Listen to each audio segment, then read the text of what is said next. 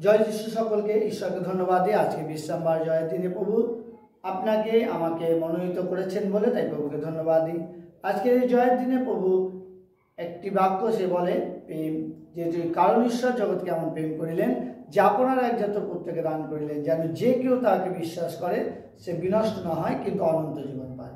তাই আপনি যদি প্রভু যিশুকে বিশ্বাস করেন আপনি অনন্ত জীবন পাবেন। কেন প্রভুর কাছে কোনো ধর্ম নয়, প্রভুর কাছে কোনো জাত নয়, প্রভুর কাছে আপনি একজন মানুষ। কারণ ঈশ্বর যখন এই পৃথিবী সৃষ্টি করেছেন তখন আপনাকে আমাকে সৃষ্টি করেছেন। কারণ প্রথম সৃষ্টি আদম আর তারপরে হওয়া ঈশ্বর সৃষ্টি করেছেন।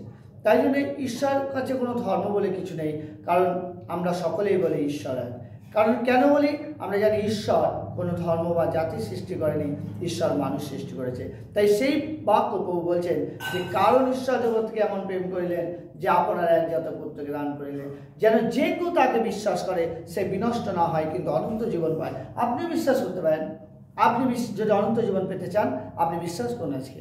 কারণ প্রভুর বাক্য এক শক্তি আছে, প্রভুর বাক্য জীবন্ত। কারণ আদিতে বাক্য ছিল আর বাক্য ঈশ্বর ছিল।